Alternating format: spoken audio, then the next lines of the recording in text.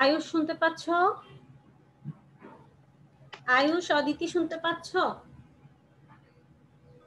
Yes, miss.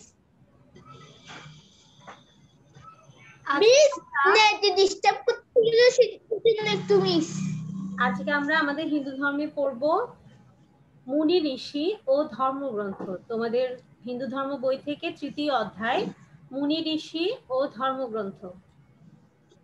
সবাই বইয়ের 14তম পৃষ্ঠা বের করো। এটা কি? প্রথম পরিচ্ছেদটা পড়বো আজকে আমরা। করেছি। প্রথম পরিচ্ছেদ পড়ব। আজ আমরা প্রথম পরিচ্ছেদ পড়ব মুনি ঋষি। শ্রেয়া কেমন আছো? মিস আমি ভালো আছি। মিস আপনি কেমন আছেন? আমিও ভালো আছি। দেখো, তৃতীয় অধ্যায়ে দুটি পরিচ্ছেদ আছে আমাদের। প্রথম পরিচ্ছেদটি হচ্ছে মুনি ঋষি, দ্বিতীয় পরিচ্ছেদ হচ্ছে ধর্মগ্রন্থ।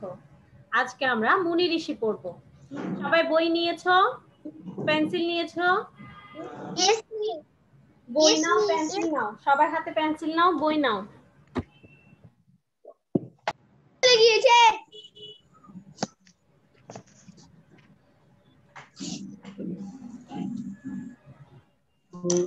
আচ্ছা, সবাই দেখো, মিস পড়ছি, খেয়াল করো।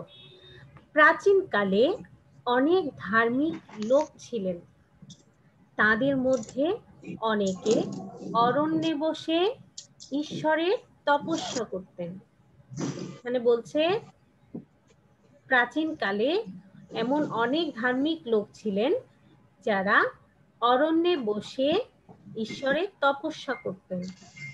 তাদের কোনো লোভ লালসা ছিল না। তারা তপস্যার দ্বারা লোভ লালসা জয় করেছিলেন। এই লাইনটা একটু দাগাও। প্রাচীনকালে মুনি ঋষিরা কিসের দ্বারা তাদের লোভ লালসা জয় করেছিলেন? তপস্যার ধারা। হ্যাঁ, এই লাইনটা একটু দাগাও।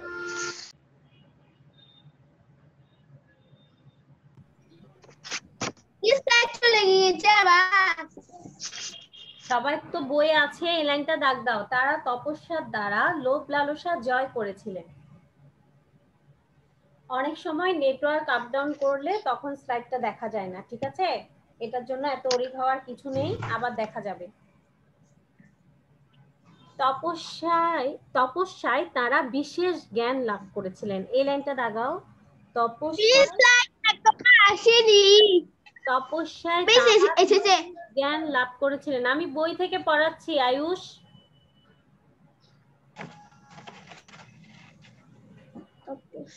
তপস্যায় তারা বিশেষ জ্ঞান লাভ করেছিলেন। এই লাইনটা দাগাও। তারা ঈশ্বরকে উপলব্ধি করেছিলেন। ধর্ম সম্পর্কেও অনেক জ্ঞান লাভ করেছিলেন। তাদের বলা হয় মুনি। তাদের কি বলা হয়? মুনি। দেখো, নিচে একটি ছবি আছে, একজন মুনির ছবি আছে নিচে। আচ্ছা, পরের পৃষ্ঠায় দেখো, 15 পৃষ্ঠায় দেখো।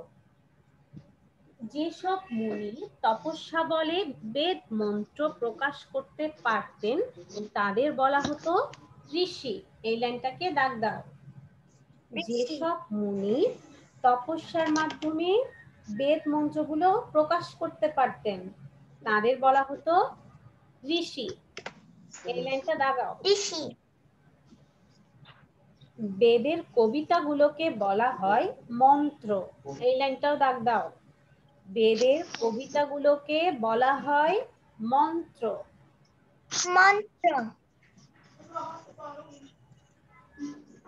মুনি ঋষিরা ছিলেন সেকালের শিক্ষক, জ্ঞান বিজ্ঞানের নানা বিষয়ের উদ্ভাবক। মুনি ঋষিরা কি ছিলেন? জ্ঞান বিজ্ঞানের নানা বিষয়ের উদ্ভাবক ছিলেন। দাগ দাও।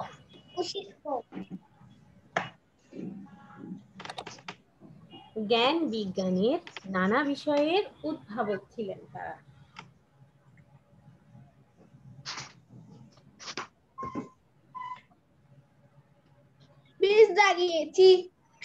কয়েকজন বিখ্যাত মুনি ঋষি হলেন, এগুলো দাগ দিবে, ঠিক আছে? কয়েকজন বিখ্যাত মুনি ঋষির নাম, এগুলো দাগ দিবে। অত্রি, কশ্যপ, গৌতম, বশিষ্ঠ, বিশ্বামিত্র, কর্ণ, মৈত্রেয়ী, গার্গী প্রভৃতি। আবার বলছি, অত্রি, কশ্যপ, গৌতম, বশিষ্ঠ,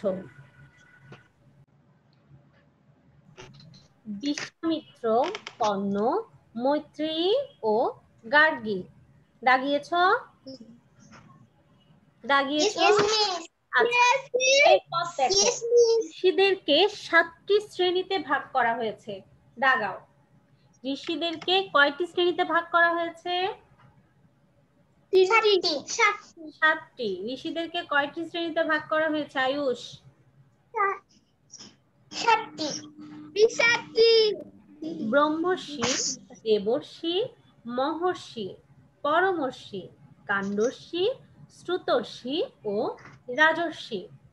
আবার বলছি, দেখে অদিতি পড়ো, 7টি ঋষির 4টি বিভাগের নাম পড়ো। ঋষিদেরকে 7 ভাগে ভাগ করা হয়েছে, নামগুলো পড়ো। ব্রহ্মর্ষি, দেবর্ষি, মহর্ষি, পরমর্ষি, কাণ্ডর্ষি, শ্রুতর্ষি ও রাজর্ষি। আচ্ছা, এখন আমরা এদের বর্ণনাগুলো পড়বো, পরিচয়গুলো পড়বো, ঠিক আছে? কাদের ব্রহ্মর্ষি বলা হয়, কাদের দেবর্ষি বলা হয়, আমরা এখন প্রথমে আছে ব্রহ্মর্ষি। ব্রহ্মর্ষি পড়ো শ্রেয়া।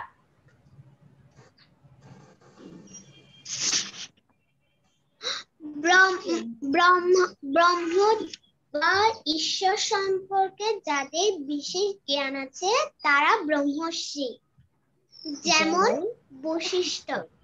হ্যাঁ, তাহলে এই সংজ্ঞাগুলো কিন্তু খুব ভালো করে শিখতে হবে তোমাদের। সংজ্ঞাগুলো খুব ভালো করে শিখতে হবে, সবাই সব দাগিয়ে রাখবে। সংজ্ঞাগুলো কিন্তু সবগুলো সংজ্ঞা খুব ইম্পর্টেন্ট।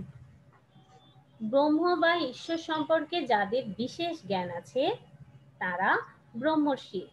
একজন ব্রহ্মর্ষির উদাহরণ দেওয়া হয়েছে, যেমন বশিষ্ঠ।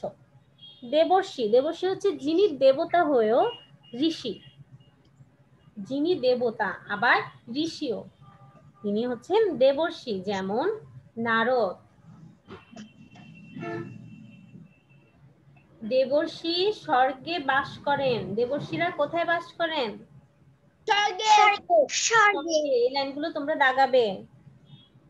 মহর্ষি, ঋষিদের মধ্যে যারা প্রধান ও মহান। আবার বলছি, ঋষিদের মধ্যে যারা প্রধান ও মহান তাদের বলা হয় মহর্ষি, যেমন ব্যাসদেব, যেমন ব্যাসদেব। পরমর্ষি, পরম ব্রহ্মকে যিনি দর্শন করেছেন। পরমর্ষি হচ্ছে পরম ব্রহ্মকে যিনি দর্শন করেছেন, তিনি পরমর্ষি, যেমন পৈল। দাগিয়েছ? সংজ্ঞাগুলো খুব ইম্পর্টেন্ট। কাণ্ডর্ষি, দেখো বেদের 2টি কাণ্ড, দাগ দাও, বেদের 2টি কাণ্ড। প্রথমটি হচ্ছে কর্মকাণ্ড, দ্বিতীয়টি হচ্ছে জ্ঞান কাণ্ড। কর্মকাণ্ড, জ্ঞান কাণ্ড। কর্মকাণ্ডে কিসের কথা উল্লেখ আছে? দেখো, কর্মকাণ্ডে যাগ যজ্ঞের কথা। আমরা যজ্ঞ করি না বিভিন্ন পূজায়? তাহলে এই যজ্ঞের কথা উল্লেখ আছে কর্মকাণ্ডে। আর জ্ঞান কাণ্ডে আছে জ্ঞানের কথা, ব্রহ্মের কথা। জ্ঞান কাণ্ডে আছে জ্ঞানের কথা, ব্রহ্মের কথা। বেদের কোনো কাণ্ড সম্পর্কে জ্ঞানী ঋষিদের বলা হয় কাণ্ডর্ষি।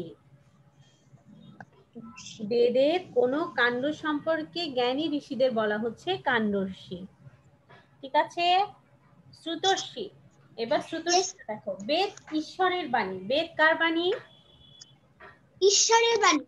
ঈশ্বরের। ঋষিরা তপস্যা করে বেদ মন্ত্র লাভ করেছে, কিন্তু এভাবে সকল ঋষি বেদ মন্ত্র লাভ করেননি। কেউ কেউ অন্য ঋষির কাছ থেকে শুনেছেন। অর্থাৎ এখানে বলা হচ্ছে ঋষিরা তো তপস্যা করে বেদ মন্ত্র লাভ করেন, কিন্তু আবার সকল ঋষি কিন্তু বেদ মন্ত্র লাভ করতে পারেননি। তারা অন্য ঋষির কাছ থেকে শুনে শুনে বেদ মন্ত্রটা কি করেছেন, শিখে নিয়েছেন। তাই তাদেরকে বলা হচ্ছে শ্রুতর্ষি। এবার দেখো রাজর্ষি, এগুলো কিন্তু তোমরা দাগাবে, প্রত্যেকটা লাইন ইম্পর্টেন্ট। রাজা হয়েও যিনি ঋষি তিনি হচ্ছেন রাজর্ষি। একটি উদাহরণ দেওয়া আছে, রাজা জনক। মুনি ঋষিদের অনেক গুণ, তারা সব সময় জগতের মঙ্গল কামনা করেন। কেমন? জগতের মঙ্গল। এরপর আছে জগতের মঙ্গলের জন্য তারা নিজের জীবনও দান করেন। তাদের কাছ থেকে আমরা অনেক জ্ঞানের কথা জানতে পাই, বিশ্বে সকলের মঙ্গলের কথা পাই। আমরাও তাদের মতো জ্ঞানী হব। তারা যেমন সকলের মঙ্গল করেছেন, তেমনি আমরাও চেষ্টা করব সকলের মঙ্গল করতে। দেখো এখানে দুজন ঋষির কথা আছে, দুজন ঋষির জীবনী আছে তোমাদের বইতে। 16 পৃষ্ঠায় দেখতে পাচ্ছ ঋষি Vishwamitra. Yes, miss. Yes. Aditi পড়ো। মিস এটা আমি পড়বো? হ্যাঁ অদিতি পড়ো, ঋষি বিশ্বামিত্র পড়ো। বিশ্বামিত্র একজন বিখ্যাত ঋষি জোরে ছিলেন। পড়তে হবে অদিতি, জোরে। তার পিতার নাম, হ্যাঁ দাগ দাও। বিশ্বামিত্র ছিলেন একজন বিখ্যাত ঋষি, তার পিতার নাম গাধি। গাধি কান্যকুব্জের রাজা ছিলেন। দাগাও, তিনি কোন রাজ্যের রাজা ছিলেন? কান্যকুব্জের। বিশ্বামিত্রের পিতা কৌশিক, এই জন্য বিশ্বামিত্র কৌশিক নামেও পরিচিত ছিলেন। বিশ্বামিত্র ছিলেন ক্ষত্রিয়, এই লাইনটা দাগাও।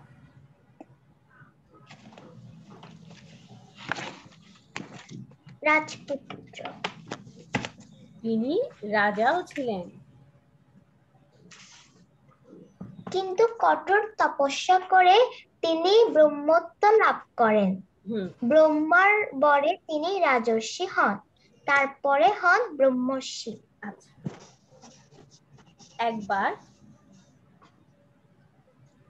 একবার রাজা বিশ্বামিত্র শিকারে গিয়েছিলেন, সঙ্গে অনেক সৈন্য সামন্ত। ঘুরতে ঘুরতে সবাই খুব পরিশ্রান্ত, ক্ষুধার্ত, পিপাসার্ত। কাছে ছিল ব্রহ্মর্ষি বশিষ্ঠের আশ্রম। বিশ্বামিত্র বশিষ্ঠের আশ্রমে গেলেন। বশিষ্ঠের একটি কামধেনু ছিল। গল্পটা খুব মন দিয়ে পড়ো। বশিষ্ঠের ছিল একটি কামধেনু। কামধেনুর কাছে তাই পাওয়া যেত। তার কাছে যা চাওয়া হয় তাই পাওয়া যায়। বশিষ্ঠ কামধেনুর সাহায্য নিলেন। সবার খাওয়া দাওয়ার ব্যবস্থা হলো, অনেক মজাদার খাবার। সৈন্য বিশ্বামিত্র খেয়ে দিয়ে খুব খুশি হলেন। সকলের ক্লান্তরা সহ বিশ্বামিত্র খেয়ে দিয়ে খুব খুশি হলেন। বিশ্বামিত্র কামধেনুর ক্ষমতা দেখে খুব অবাক হলেন। মনে মনে তিনি কামধেনুটি কামনা করলেন। বশিষ্ঠের কাছে তিনি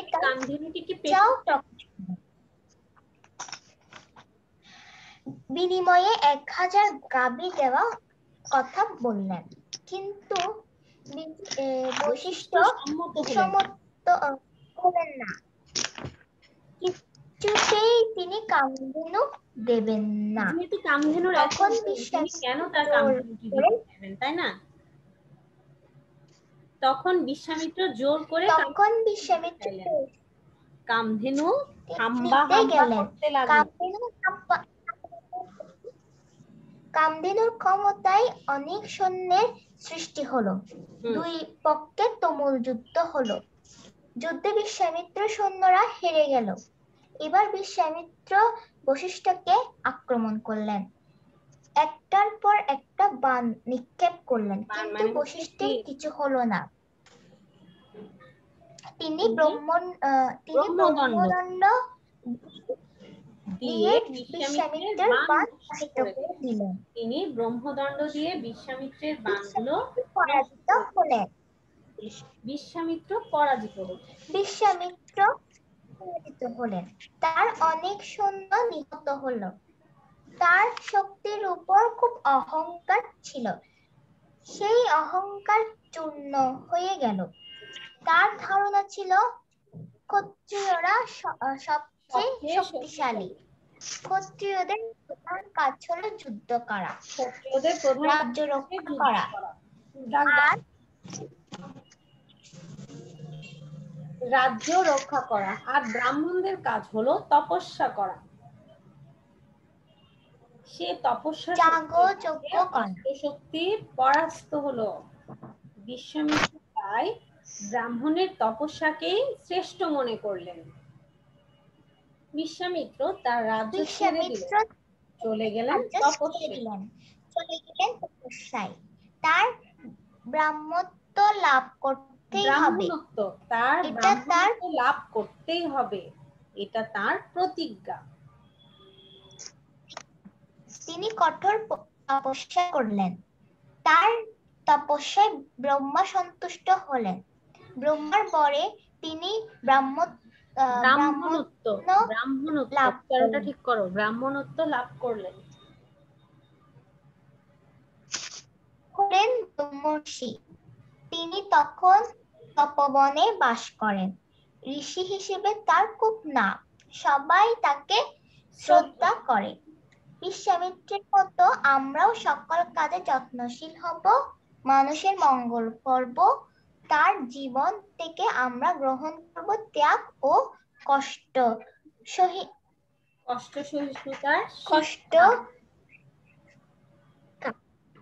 অর্থাৎ এখানে বলছে বিশ্বামিত্র তো জোর করে তার বশিষ্ঠের কামধনুটি পেতে চেয়েছিলেন। বশিষ্ঠ হচ্ছেন ব্রহ্মর্ষি।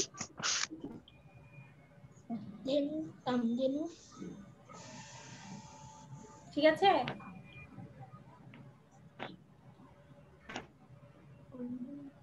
এরপর কি আছে দেখো, বিদুষী গার্গী, এটা পড়বে আয়ুষ।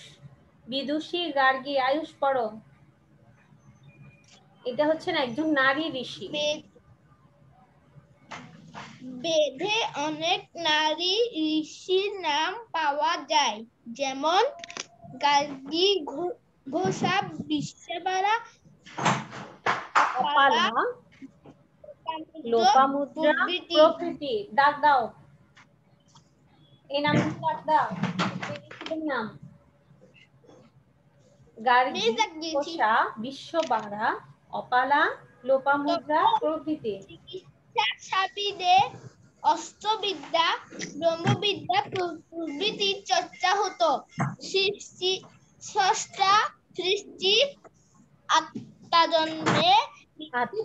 জন্ম মৃত্যু প্রভৃতি সম্পর্কে গভীর জ্ঞানকে বলা হতো ব্রহ্মবিদ্যা।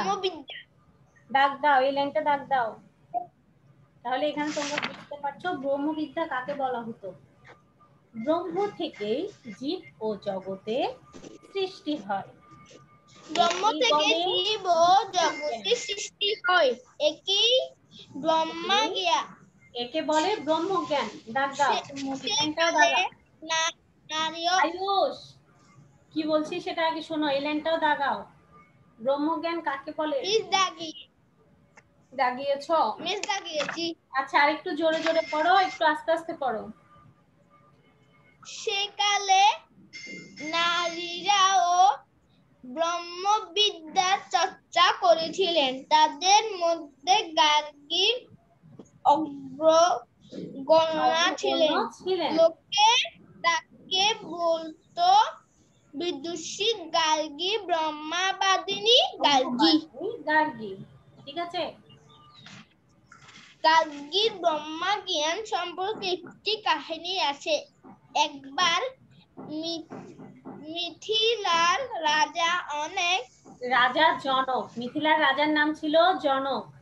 একবার মিথিলার রাজা জনক এক বিরাট যজ্ঞের আয়োজন করেছিলেন। সে যজ্ঞে অনেক জ্ঞানী গুণ অবস্থিত ছিলেন।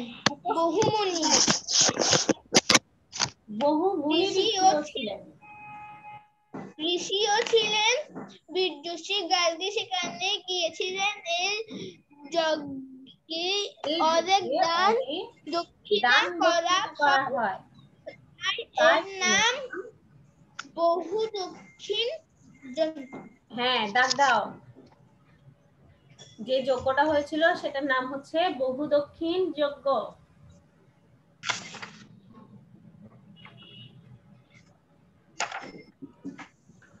রাজা জনক ঘোষণা করলেন,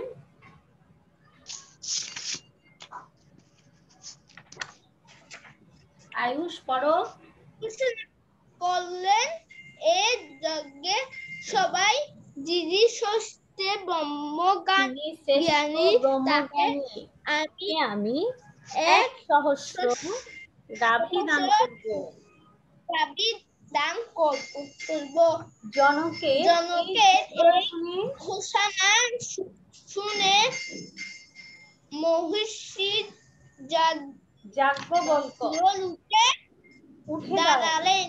তিনি নিজেকে শ্রেষ্ঠ ব্রহ্মজ্ঞানী দাবি করে দাবি গ্রহণ করার কথা বললেন। কিন্তু সবাই বিনা বাক্যে সবাই সেটা চুপচাপ মেনে নেয়নি, প্রতিবাদ করেছিল না। অনেকের সঙ্গে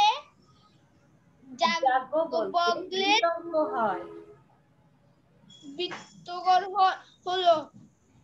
ব্রহ্মবিদ্যা নিয়ে কি নিয়ে বিতর্ক হয়েছিল? ব্রহ্মবিদ্যা নিয়ে বিতর্ক। যাজ্ঞবল্ক্যকে অনেক প্রশ্ন করা হলো। যাজ্ঞবল্ক্য সকল প্রশ্নের উত্তর দিলেন। বিদুষী গার্গীও ছাড়া অন্যান্য সবাই তার মেনে নিলেন। গার্গী প্রশ্ন করতে লাগলেন। আচ্ছা, এবার আমি পড়ছি, দেখো আয়ুষ, আমি পড়ছি, শোনো। গার্গী যাজ্ঞবল্ক্যকে প্রশ্ন করতে লাগলেন, একের পর এক প্রশ্ন। যাজ্ঞবল্ক্য প্রশ্নের উত্তর দিতে লাগলেন। গার্গীর বিষয় ক্রমে কঠিন থেকে কঠিনতর হতে লাগলো। এক পর্যায়ে তার প্রশ্নের বিষয় হলো ব্রহ্মজ্ঞান। যাজ্ঞবল্ক্য তো নিজেকে ব্রহ্মবিদ্যায় পারদর্শী কি করেছিল বলেছিল, তাই না? এবার ব্রহ্মজ্ঞান থেকে প্রশ্ন করা হচ্ছে। যাজ্ঞবল্ক্য তখন গার্গীকে থামতে বললেন, কারণ বেদে প্রশ্ন করার একটা সীমা নির্দেশ করা আছে। যাজ্ঞবল্ক্য গার্গীর সকল প্রশ্নের উত্তর দিয়েছিলেন, তাই তিনি হলেন শ্রেষ্ঠ ব্রহ্মবিদ। তিনি জনকের দান গ্রহণ করলেন, অর্থাৎ সহস্র গাভী। তিনি জনকের সহস্র গাভী গ্রহণ করলেন। যাজ্ঞবল্ক্য শ্রেষ্ঠ ব্রহ্মজ্ঞানী হলেও গার্গীর জ্ঞানও কম ছিল না, তাই সবাই তাকে ব্রহ্মবাদিনী। গার্গীকে কি উপাধি দিয়েছিল? ব্রহ্মবাদিনী। জনক যাজ্ঞবল্ক্যকে দিয়েছিল ব্রহ্মবিদ উপাধি এবং গার্গী ছিল ব্রহ্মবাদিনী। জানালেন অভিনন্দন। আজও আমরা তাকে স্মরণ করি, শ্রদ্ধা করি। ব্রহ্মর্ষি বিশ্বামিত্র এবং বিদুষী গার্গীর জীবনী থেকে আমরা এই নৈতিক শিক্ষা পাই যে বাহুবলের চেয়ে তপবল বেশি। অর্থাৎ কি অস্ত্রের বলের চেয়ে জ্ঞানের বল অনেক বেশি। বল মানে শক্তি। যথার্থ জ্ঞানী হলে নারী পুরুষে কোনো ভেদাভেদ থাকে না। একটা সময় কিন্তু ছিল যখন নারীদেরকে সবকিছু থেকে পিছিয়ে রাখা হতো, কিন্তু এখন আর সেটা হয় না। তোমার যদি যথার্থ জ্ঞান থাকে তাহলে তুমি নারী পুরুষ কোনো ভেদাভেদ করতে হবে না, তুমি কোনো ভেদাভেদের অন্তর্ভুক্তই থাকবে না। জ্ঞান অর্জন করলে নারী পুরুষ উভয়ই সমাজের সমাদর লাভ করেন। অতএব আমরাও যথার্থ জ্ঞান অর্জন করব। ঠিক আছে? ওকে মিস। বুঝতে পেরেছো সবাই? আমরা আজকে এখানে পড়লাম মুনি এবং ঋষির কথা। ঋষিদেরকে এখানে 7টি শ্রেণীতে ভাগ করা হয়েছে। আমরা 7টি শ্রেণীগুলো পড়লাম। ব্রহ্মর্ষি, দেবর্ষি, মহর্ষি, পরমর্ষি, কাণ্ডর্ষি, শ্রুতর্ষি এবং রাজর্ষি। আমরা 7টি শ্রেণী পড়লাম। এরপর এখানে দুজন ঋষির জীবনী দেওয়া ছিল, দুজন ঋষির কথা দেওয়া আছে। একজন হচ্ছে ঋষি বিশ্বামিত্র, আরেকজন হচ্ছে বিদুষী গার্গী। ঠিক আছে? তাহলে তোমাদেরকে কোনো বাড়ির কাজ দিচ্ছি না, তোমরা শুধু অধ্যায় পরীক্ষা শেষ হোক, পরীক্ষা শেষ করে অধ্যায়টা রিডিং করবে। কোনো বাড়ির কাজ নাই। যতদিন পরীক্ষা চলবে ততদিন কোনো এসডব্লিউ থাকবে না, কিন্তু তোমাদের ডায়েরিটা হচ্ছে তোমরা অধ্যায়টা রিডিং করবে। ঠিক আছে? ওকে মিস। ক্লিয়ার? আর কারো কোনো প্রশ্ন আছে? ওকে Yes, মিস। miss. কারো কোনো মিস। প্রশ্ন থাকলে বলো। মিস। অদিতি, তোমার কোনো প্রশ্ন আছে? No, miss. ঠিক আছে, তাহলে আমি আজকে ক্লাস শেষ করছি। সবাই ভালো থেকো। নমস্কার মিস, ভালো থাকবেন। নমস্কার মিস। নমস্কার।